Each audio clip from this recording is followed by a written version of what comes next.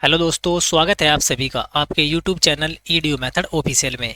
तो दोस्तों, कैसे हैं सभी? उम्मीद करते हैं कि आप सभी एकदम अच्छे हैं, एकदम बेहतरीन हैं और अपनी तैयारी को बहुत अच्छे तरीके से आगे बढ़ा रहे हैं।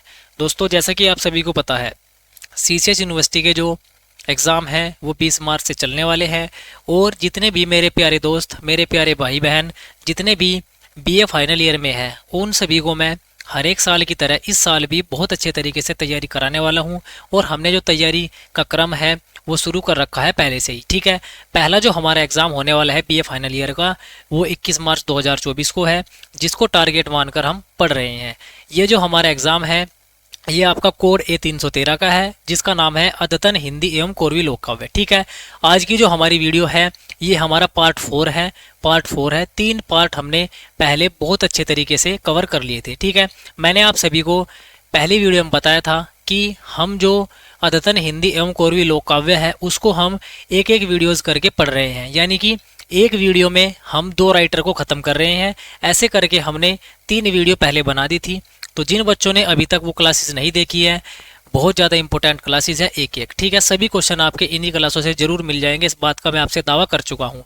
ठीक है, तो सभी बच्चे जिन्होंने अभी तक वे वीडियो नहीं देखी है वो भी जाकर देख लीजिए, लिंक आपको डिस्क्रिप्शन में मिल जाएगी। और दोस्तों, आपको अगर इसकी पीडीएफ चाहिए, पीडीएफ के लिए भी मैं आपको बताऊंगा आपको क्या करना है आगे की क्लास में। ठीक है, तो सबसे पहले जो बच्चे नए आए हैं उन्होंने अभी तक सब्सक्राइब नहीं किया है तो सब्सक्राइब कर ले और बेल आइकन को प्रेस कर ले। ठीक है, जिससे कि आपको सबसे पहले हमारी वीडियो का नोटिफिकेशन मिलता रहे। चलिए दोस्तों, शुरू करते हैं आज के पहले क्वेश्चन से। देखिए, हमारा पहला क्वेश्चन किस प्रकार से है? लोक साहित्य क्या है? लोक साहित्य क्या है? लोक साहित्य है दोस्तों आपका लोक का साहित्य ही लोक साहित्य है। ठीक है जी, आपका ये इसका राइट आंसर हो जाएगा। दोस्तों, आज जो हमारा ये जो क्वेश्चन है, ये जो चल रहे हैं, सबसे पहले हम पढ़ेंगे कोरवी साहित्य को। क्या पढ़ेंगे? कोरवी, सॉरी साहित्य नहीं, कोरवी लोक काव्य, कोरवी लोक काव्य। ठीक है, और इससे आगे जो हमारे राइटर हैं वे कौन है? वे है हमारे चौधरी पृथ्वी सिंह बेधड़क जी। ठीक है, बेधड़क जी के बारे में हम जितने भी इंपॉर्टेंट क्वेश्चन हैं आज की इस वीडियो में हम कवर कर लेंगे आराम से। ठीक है, तो ध्यान से पढ़ना है, एक एक क्वेश्चन महत्वपूर्ण है। और दोस्तों, सभी भाई वीडियो के एंड में जरूर बताएंगे कि वीडियो कैसी लगी और आप कहां से बिलोंग करते हैं। आप ये भी हमें कमेंट में जरूर बताइएगा, ताकि हमें भी पता लग पाए कि हम कितने बच्चों के साथ जुड़े हुए हैं और वो बच्चे कहां कहां के हैं। ठीक है, तो जरूर कमेंट करना है वीडियो के बाद में। ठीक है, क्वेश्चन नंबर 2 पढ़ेंगे। कोरवी में महारा शब्द का अर्थ क्या होता है? देखिए, कोरवी भाषा में महारा शब्द का अर्थ क्या होता है, जिसको हम बोलते हैं, क्योंकि हमारी जो लैंग्वेज है वो हमारी भी कोरवी है। ठीक है, और कोरवी को ही क्या बोलते हैं हम? कोरवी को ही हम खड़ी बोली के नाम से जानते हैं। ठीक है, और जो ये हमारी खड़ी बोली है ना, ये हमारी सहारनपुर हुआ और मेरठ हुआ और आपका मुजफ्फरनगर हुआ, ये वाला जो एरिया है यहाँ पर हमारी कोरवी भाषा बोली जाती है, जिसको हम खड़ी बोली के नाम से जानते हैं। ठीक है, तो कोरवी में महारा शब्द का मतलब क्या होता है? हमारा। क्या होता है? ये हमारा होता है। ठीक है, क्वेश्चन नंबर 3 पढ़ेंगे। खड़ी बोली निम्न में से किस उपभाषा के अंतर्गत आती है? खड़ी बोली किस भाषा के उपभाषा के अंतर्गत आती है? सॉरी, ये आती है हमारी पश्चिमी हिंदी में। किस में आती है? ये हमारी पश्चिमी हिंदी में आती है खड़ी बोली। ठीक है, खड़ी बोली को ही कोरवी कहते हैं। क्वेश्चन नंबर 4, कोरवी में लिखित लोकगीत के लिए किस शब्द का प्रयोग होता है? कोरवी में लिखित कौन सा ऐसा गीत है जो जो उसमें प्रयोग होता है? वो होता है आपका लावनी। कौन सा होता है? लावनी होता है। ठीक है जी, चलिए आगे बढ़ जाएंगे।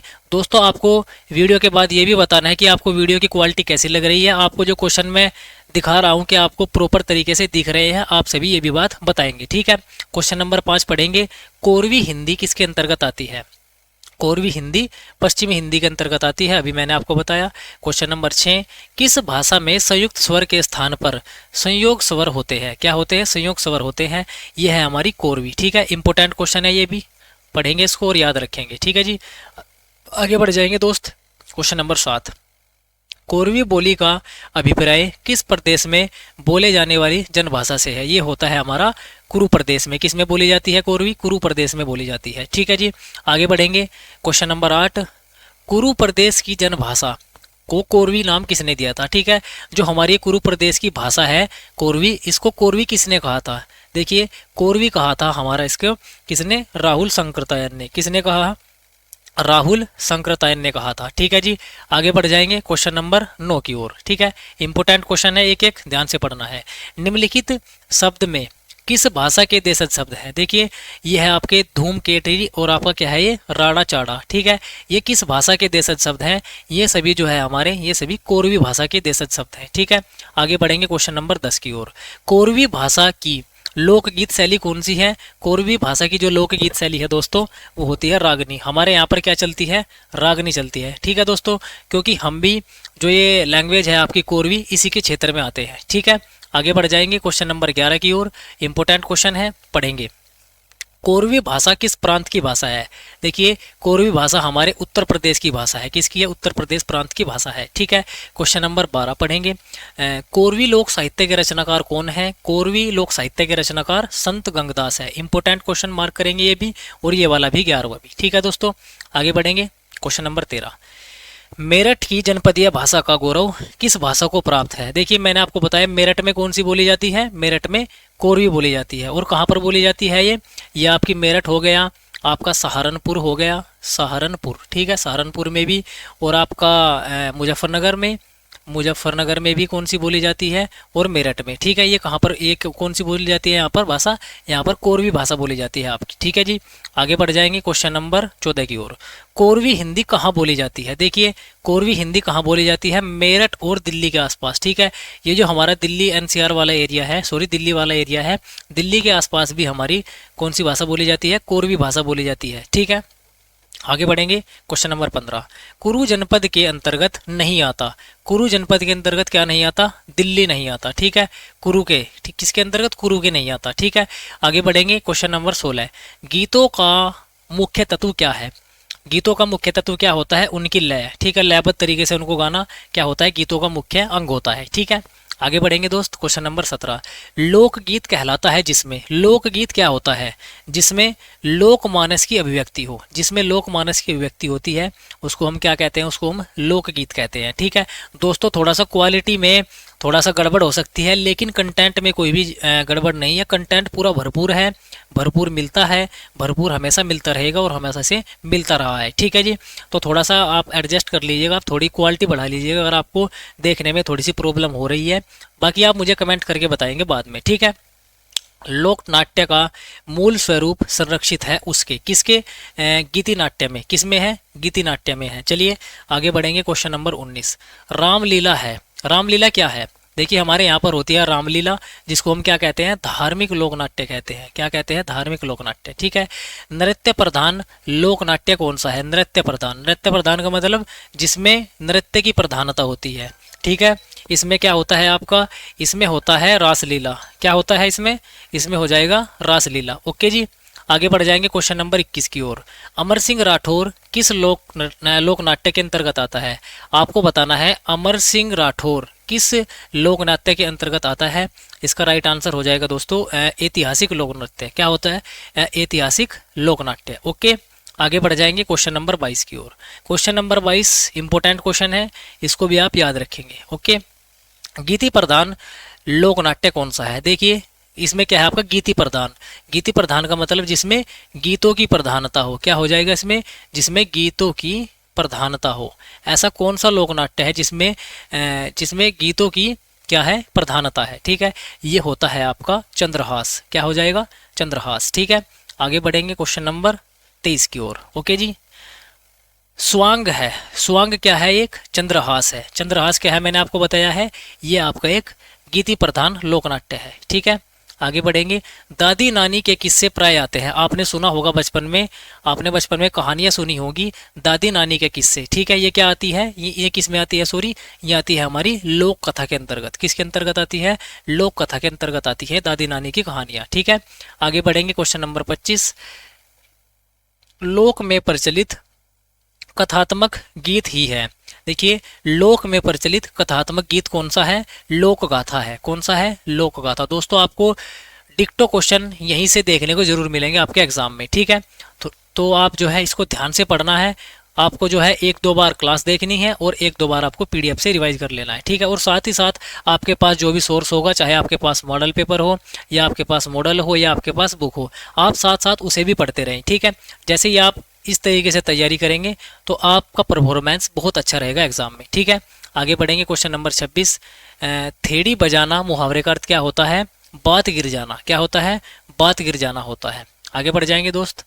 क्वेश्चन नंबर 27, कोरवी भाषा प्रांत के प्रमुख दलित साहित्य के रचनाकार का नाम बताइए। क्या बताना है, प्रमुख दलित साहित्यकार का नाम बताना है किसमें, कोरवी भाषा में। ठीक है, ये है आपके ओम प्रकाश वाल्मीकि। कौन है, ओम प्रकाश वाल्मीकि है। ठीक है, क्वेश्चन नंबर 28 पढ़ेंगे, चौकी जंडी डांडी चटनी बाबनी होगी। ठीक है, गीत की पंक्तियों में किस क्षेत्रीय भाषा शब्दों का प्रयोग किया गया है। ठीक है, जो ये हमारा गीत है ये क्या है, इसमें इसमें प्रयोग किया गया है क्षेत्रीय भाषा का, किसका, कोरवी का। ठीक है, कोरवी इसमें राइट आंसर है दोस्तों। ठीक है, आगे बढ़ेंगे। क्वेश्चन नंबर 29, लारा लग गया का क्या अर्थ है। लारा लग गया, इसका मतलब होता है, इसका मतलब होता है स्वतः प्रारंभ हो जाना। क्या हो जाता है इसका मतलब, इसका मतलब होता है अपने आप ही शुरू हो जाना, अपने आप ही स्वतः ही प्रारंभ हो जाना। ठीक है, आगे बढ़ेंगे 30वें की ओर।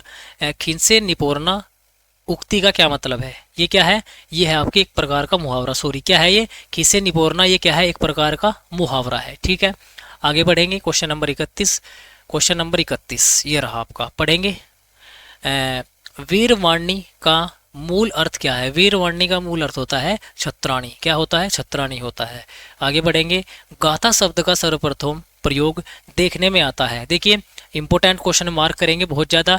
गाथा शब्द का सबसे पहले प्रयोग किस में हुआ था, ऋग्वेद में हुआ था। किस में, ऋग्वेद में। ठीक है जी, आगे बढ़ जाएंगे। क्वेश्चन नंबर 33, लोक गाथा का हिंदी में प्रचलित पर्याय है। लोक गाथा का हिंदी में प्रचलित मतलब क्या होता है, वीर काव्य होता है। जी हाँ होता है, वीर गाथा भी होता है और आख्यान गीत भी इन्हीं को कहते हैं। ठीक है, तो ये सभी क्या हो जाएगा, इसका राइट आंसर हो जाएगा। ठीक है दोस्तों, आप एक बात याद रखेंगे, अगर आपको एग्जाम में, अगर आपको एग्जाम में क्वेश्चन में ये सभी मिले तो आप 90% अगर तुक्का मारेंगे ना, तो आप 90% तुक्का मारेंगे, तो ये सभी आपको टिक करना है। क्या करना है, ये सभी टिक करना है। या आपके पास हो सकता है ए ऐसे हो, ए या बी दोनों। ठीक है, ए या बी दोनों, ए या बी दोनों, तो आपको इसको टिक करके आना है। ठीक है, अगर आपको तुक्का लगाना है तो आप इसमें तुक्का लगा कर जरूर आइए, क्योंकि कोई निगेटिव मार्किंग नहीं है।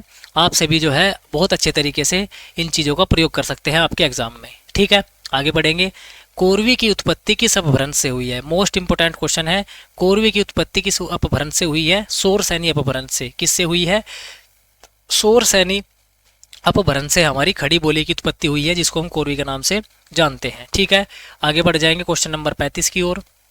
क्वेश्चन नंबर 35, कोरवी लोक साहित्य के क्षेत्र के अंतर्गत किस जनपद को नहीं रखा जाता। आपको बताना है कोरवी के अंतर्गत कौन सा क्षेत्र नहीं आता। ठीक है, अलीगढ़ का नहीं आता, अलीगढ़ का नहीं आता। ठीक है, आगे बढ़ेंगे 36वें की ओर। कोरवी बोली को ही आजकल खड़ी बोली कहा जाता है। यह कथन किसका है, यह कथन डॉक्टर वासुदेव शरण अग्रवाल का है। ठीक है, इंपॉर्टेंट क्वेश्चन मार्क करेंगे ये भी। ठीक है, आगे बढ़ जाएंगे क्वेश्चन नंबर 37 की ओर। क्वेश्चन नंबर 37, ठीक है जी। कोरवी के अव्यय इब जिब शब्द का प्रयोग खड़ी बोली के किस प्रकार किया जाता है। देखिए हमारे यहाँ पर बोलते हैं कि इब आजा, जिब आजा। ठीक है, ये क्या होते हैं, ये सभी हमारे यहाँ पर प्रयोग करे जाने वाले शब्द है। ठीक है, तो इनका मतलब क्या होता है, देखिए इब का मतलब क्या होता है, इब का मतलब होता है अब। ठीक है, और जिब का मतलब जब होता है। ठीक है, आप इनको नहीं समझ पाएंगे अगर आप हमारे एरिया के नहीं हैं, तो आपको थोड़ा सा अटपटे लगेंगे ये। हालांकि आपको कमेंट में जरूर बताना है कि आप कहाँ कहाँ से बिलोंग करते हैं। ठीक है, चलिए आगे बढ़ेंगे। क्वेश्चन नंबर 38, जॉर्ज गिरियसन ने कोरवी बोली को क्या नाम दिया। जॉर्ज गिरियसन के अनुसार कोरवी बोली को क्या कहा जाता है, इंपोर्टेंट क्वेश्चन मार्क करेंगे, ये होता है वर्नाक्यूलर। क्या है ये, वर्नाक्यूलर। ठीक है, क्वेश्चन नंबर 39, हिंदी भाषा की लिपि क्या है। ये तो आपको पता ही होगा, हिंदी भाषा की लिपि क्या होती है, देवनागरी होती है। ठीक है, आगे बढ़ेंगे 40वें की ओर। कोरवी भाषा को निम्न में से किस नाम से नहीं जाना जाता। ठीक है, कोरवी भाषा को बुंदेली नहीं कहा जाता, क्योंकि बुंदेली क्या है, बुंदेली अपने आप में अलग में एक उपभाषा है। ठीक है, चलिए आगे बढ़ेंगे। 41वां, कोरवी लोक साहित्य का संबंध किससे है। कोरवी लोक साहित्य का संबंध कुरु जनपद से है। किससे है, कुरु जनपद से है। ठीक है दोस्तों, ये थे हमारे कोरवी लोक साहित्य के प्रश्न। अब आगे जो हमारे राइटर शुरू होते हैं वो होते हैं चौधरी पृथ्वी सिंह बेधड़क। ठीक है, चौधरी पृथ्वी सिंह बेधड़क यहाँ से शुरू हो जाते हैं। दोस्तों जरूर बताना है आपको क्लास कैसी लग रही है, और चैनल को सब्सक्राइब अगर नहीं किया है अभी तक भी तो सब्सक्राइब कर लीजिए। ठीक है, और थोड़ा सा मैं आपको पीडीएफ के लिए बता दूं, जिन बच्चों को इसकी पीडीएफ चाहिए, पीडीएफ आपको कहाँ पर मिलेगी, टेलीग्राम चैनल पर मिलेगी। ठीक है, टेलीग्राम टेलीग्राम चैनल पर आपको पीडीएफ मिलेगी, आपको डिस्क्रिप्शन में जाकर लिंक मिल जाएगी और वहाँ पर आपको उसको क्या कर लेना है, ज्वाइन कर लेना है, ठीक है। और दोस्तों अगर आपको कोई भी क्वेश्चन पूछना होता है आप इसी वीडियो के बाद कमेंट करिए। अगर आपका कमेंट में रिप्लाई नहीं मिलता है तो आपको डिस्क्रिप्शन में मेरी इंस्टाग्राम आईडी भी मिल जाएगी, ठीक है।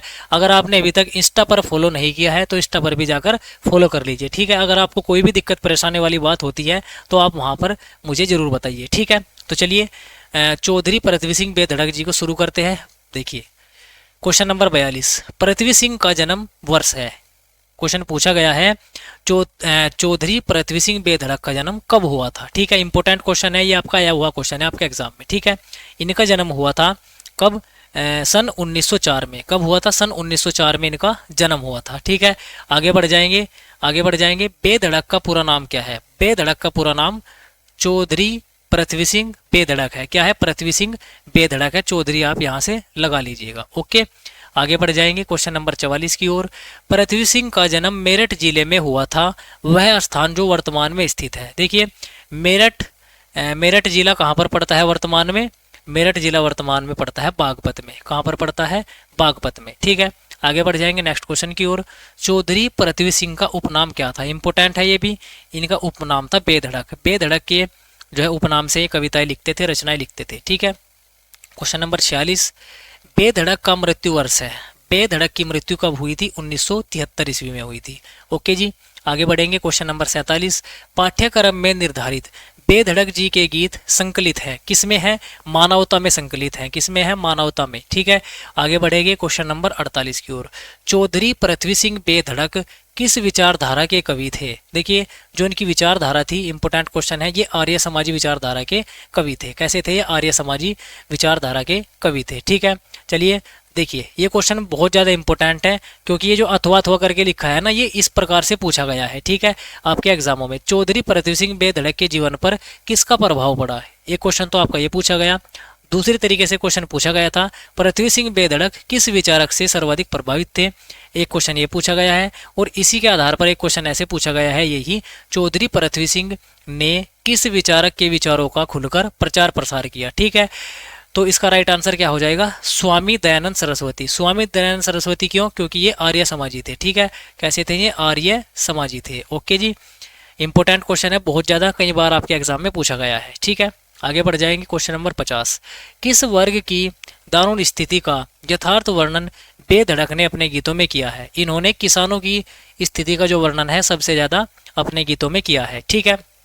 आगे बढ़ जाएंगे क्वेश्चन नंबर 51, पृथ्वी सिंह बेधड़क के गीतों की विषय वस्तु क्या है? पृथ्वी सिंह के जो गीत हैं उनकी विषय वस्तु क्या है? सामाजिक भी है, ओके, सांस्कृतिक भी है और आपका ऐतिहासिक एवं राष्ट्रभाषी से पूर्ण भी है। तो राइट आंसर क्या होगा इसमें? ये सभी हो जाएगा, क्योंकि मैंने आपको बताया है अगर आपको तुक्का लगाना है तो किस में लगाएंगे? ये सभी में तुक्का लगाएंगे, ओके जी। आगे बढ़ेंगे क्वेश्चन नंबर 52, आर्य समाज में किसकी उपासना पर बल दिया गया है? आर्य समाज में जो है किसकी उपासना पर सबसे ज़्यादा बल दिया जाता है? किसमें? निर्गुण ब्रह्म की। किसकी? निर्गुण ब्रह्म की उपासना में सबसे ज़्यादा बल दिया जाता है आर्य समाज में, ठीक है। आगे बढ़ेंगे क्वेश्चन नंबर 53 की ओर।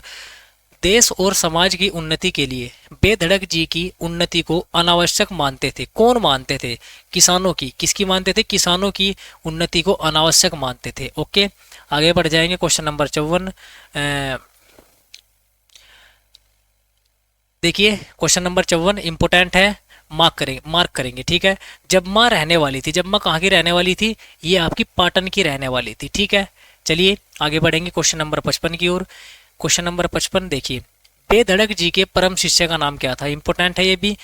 बेधड़क जी के शिष्य का नाम क्या था? सतदेव स्नातक। क्या था? सतदेव स्नातक, ठीक है। आगे बढ़ेंगे 56 की ओर। इंपोर्टेंट क्वेश्चन, निम्नलिखित कवियों में से किस कवि को अपनी असमिया राष्ट्रभक्ति के कारण राष्ट्र कवि कहलाने का गौरव प्राप्त हुआ? कहने का मतलब यह है कि राष्ट्र कवि किनको कहा जाता है? चौधरी पृथ्वी सिंह बेधड़क जी को कहा जाता है। इंपोर्टेंट मार्क करेंगे, बहुत ज्यादा इंपोर्टेंट क्वेश्चन है ये, ओके। नेक्स्ट क्वेश्चन की ओर बढ़ते हैं। क्वेश्चन नंबर 57, समाज को कब कोई बुचाली नहीं होगा? ठीक है, बुचाली नहीं, सॉरी, कुचाली नहीं होगा, ठीक है। ये है आपका इसका राइट आंसर, जब सब संस्कृत पढ़े, ठीक है। जब सभी संस्कृत पढ़ेंगे तो समाज में क्या होगा? कोई भी कुचाली नहीं होगा, कुचाली नहीं होगा, ठीक है। आगे बढ़ेंगे क्वेश्चन नंबर 58, बेधड़क खेतों की चाहते थे, बेधड़क खेतों की क्या चाहते थे, चकबंदी करवाना चाहते थे। ठीक है, आगे पढ़ेंगे क्वेश्चन नंबर 59। मांगे से भीख मिले ना राज मिले जैसे। ठीक है, काव्य पंक्ति में बेधड़क जी की स्वतंत्रता प्राप्ति के लिए आवश्यक मानते थे। किसको मानते थे ये स्वतंत्रता की प्राप्ति के लिए? इम्पोर्टेंस ये मानते थे क्रांति को, किसको? रिवोल्यूशन को मानते थे। ओके, आगे बढ़ेंगे क्वेश्चन नंबर 60। पृथ्वीराज की लाट की विशेषता है कि उसमें क्या होता है, आंख तक जंग नहीं लगी होती। ठीक है, आज तक जंग नहीं लगी है, सॉरी आज तक जंग नहीं लगी है। चलिए आगे बढ़ जाएंगे क्वेश्चन नंबर 61 की ओर। भारत में ग्रामोफोन का आविष्कार हो गया था। भारत में ग्रामोफोन का आविष्कार कब हुआ था? विक्रमादित्य के काल में। किसमें? विक्रमादित्य के काल में। ओके जी, क्वेश्चन नंबर 62। सुमरू की बेगम को किसने माता कहा? यह कहा है सहजराम ने। किसने? सहजराम ने। ओके, आगे बढ़ेंगे नेक्स्ट क्वेश्चन। चौधरी पृथ्वी सिंह बेधड़क की पहचान किस लोक साहित्य में है? कोरवी में है, आप सभी को पता है। चलिए आगे बढ़ जाएंगे क्वेश्चन नंबर 64। क्वेश्चन नंबर 64 किसके बिना दुनिया भर में कोई परिवार नहीं सुधरेगा? किसके बिना दुनिया भर में कोई परिवार है नहीं सुधर सकता? हवन के बिना। किसके बिना? हवन के बिना। ठीक है, क्वेश्चन नंबर 65 बहुत ज़्यादा इंपॉर्टेंट है, कई बार अलग अलग तरीके से आपके एग्जाम में पूछा गया है। ठीक है, देखिए मानवता किसका लोक काव्य है? चाहे तो आपसे ऐसे पूछ ले या ऊपर ये 3-4 क्वेश्चन लिखे हुए हैं, आपसे ऐसे भी पूछा जा सकता है। ठीक है, तो इसका राइट आंसर क्या हो जाएगा? मानवता जो लोक साहित्य है ये किसका है, लोक काव्य है? ये है आपका चौधरी पृथ्वी सिंह बेधड़क का। ठीक है, आगे बढ़ेंगे क्वेश्चन नंबर 66 की ओर। क्वेश्चन नंबर 66 देखेंगे, तूफान मेल किस कवि की क्रांतिकारी रचना है? तूफान मेल किस कवि की रचना है? तूफान मेल इंपोर्टेंट है ये भी, ये है आपकी पृथ्वी सिंह बेधड़क की। ठीक है, मानता हूँ कि आपको थोड़ा सा क्लियर नहीं दिख रहा होगा, लेकिन आप थोड़ी सी क्वालिटी इंक्रीज कर लीजिए। ओके, थोड़ा सा क्वालिटी बढ़ा लीजिए। चौधरी पृथ्वी सिंह बेधड़क की कृति नहीं है। चौधरी पृथ्वी सिंह बेधड़क की कृति कौन सी नहीं है? बहनों के गीत। कौन सी नहीं है? बहनों के गीत नहीं है। ठीक है, कृति ऐसे नहीं लिखा जाता, कृति लिखा जाता है ऐसे। ओके, चलिए आगे बढ़ जाएंगे क्वेश्चन नंबर 68 की ओर। निम्न रचनाओं में से कौन सी रचना चौधरी पृथ्वी सिंह बेधड़क की नहीं है? नहीं है पूछा है, प्रिय प्रवास नहीं है। ओके, आगे बढ़ेंगे क्वेश्चन नंबर 69। बर्बाद हुआ है अपने आप किसान बिना भाई के संग में भाई रोज झगड़ता है। संग नहीं है, सॉरी जंग है ये। जंग क्या है? ये जंग। पंक्ति किस कवि की है? ये पंक्तियां हैं हमारी चौधरी पृथ्वी सिंह बेधड़क। ठीक है, आपको दोस्तों एक बात याद रखनी है, जहां पर भी किसानों के बारे में वर्णन आए, जहां पर भी किसानों के बारे में वर्णन आए, खेती के बारे में वर्णन आए, यहाँ पर आप क्या राइट आंसर लगाएंगे? आप पृथ्वी सिंह बेधड़क निशान लगाएंगे। ओके, आगे बढ़ जाएंगे क्वेश्चन नंबर 70 की ओर।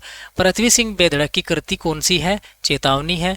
चलिए 71 की ओर बढ़ जाते हैं दोस्त। कोरवी भाषा का ऐसा कौन सा कवि था जो आर्य समाज के सिद्धांतों से प्रभावित था? मोस्ट इंपोर्टेंट क्वेश्चन मैंने आपको ऊपर बताया है, ये थे आपके कवि पृथ्वी सिंह बेधड़क जी। ठीक है, आगे बढ़ेंगे क्वेश्चन नंबर 72 की ओर। क्वेश्चन नंबर 72, पृथ्वी सिंह बेधड़क किस रस के कवि हैं? पृथ्वी सिंह बेधड़क शांत रस के कवि हैं। इंपोर्टेंट मार्क करेंगे। क्वेश्चन नंबर 73, चौधरी पृथ्वी सिंह बेधड़क अपने गीतों से क्या चाहते हैं? सामाजिक सुधार करना चाहते हैं अपनी रचनाओं के द्वारा में, अपने गीतों के द्वारा। ठीक है, क्वेश्चन नंबर 74, चौधरी पृथ्वी सिंह बेधड़क किसके कवि हैं? ये हैं आपके कोरवी भाषा के। ठीक है, आगे बढ़ेंगे क्वेश्चन नंबर 75, निम्नलिखित में से चौधरी पृथ्वी सिंह बेधड़क जी की रचना कौन सी है? देखिए आपसे किसी ना किसी रूप में जरूर पूछा जा सकता है, तो आप याद रखेंगे आनंद भजनावली, ये भी पृथ्वी सिंह बेधड़क की है। ढोल की पोल, दर्पण का दर्पण और ये सभी, तो इसका राइट आंसर है ही। तो ये 3 रचनाएं किसकी हैं? ये 3 रचनाएं आपकी बेधड़क की हैं। आपको याद रखना है, किसी न किसी रूप में पूछा जा सकता है आपसे। ओके, क्वेश्चन नंबर 76 जो हमारी क्लास का अंतिम क्वेश्चन है आज का। ठीक है, पृथ्वी सिंह को बेधड़क की उपाधि किसने दी? पृथ्वी सिंह को बेधड़क की उपाधि किसने दी? सर सिकंदर हयात ने। किसने दी थी? सर सिकंदर हयात ने इनको बेधड़क की उपाधि से नवाजा था। ठीक है दोस्तों, आज की जो हमारी क्लास है यहीं पर समाप्त होती है। तो सभी बच्चे एक बार जोरदार तरीके से कमेंट करके बताएंगे कि आपको वीडियो कैसी लगी, और आप सभी कमेंट करेंगे अपना जिला, आप किस जिले से बिलोंग करते हैं, ताकि हमें भी पता चल पाए कि हम कितने बच्चों के साथ कहाँ कहाँ से जुड़े हुए हैं। ठीक है, और अगर आपको पीडीएफ चाहिए, पीडीएफ के लिए आपको टेलीग्राम चैनल को ज्वाइन कर लेना है। लिंक आपको डिस्क्रिप्शन में दे दी गई है। अगर आपने पहली क्लास नहीं देखी है तो वो भी जाकर देख लीजिए, उसकी भी मैं जो है लिंक प्लेलिस्ट के नीचे डाल दूंगा डिस्क्रिप्शन में ही। और अगर अभी तक आपने मुझे इंस्टाग्राम पर फॉलो नहीं किया है तो आप इंस्टाग्राम पर जाकर फॉलो कर लीजिए, उसकी भी लिंक आपको डिस्क्रिप्शन में मिल जाएगी। अगर आपको कोई भी क्वेश्चन पूछना है तो आप वहाँ पर मुझे मैसेज जाकर कर सकते हैं। ठीक है जी, तो चलिए दोस्तों, मिलते हैं कल की क्लास में। कल आपकी जो है ये हिंदी पूरी की पूरी ख़त्म हो जाएगी, और अगली जो हमारी वीडियो होगी आप उसके बारे में भी हमें थोड़ा सा सजेस्ट करिए। ठीक है, चलिए मिलते हैं कल की क्लास में। तब तक के लिए पढ़ते रहना है और अपनी तैयारी को इसी तरीके से आगे बढ़ाते रहना है।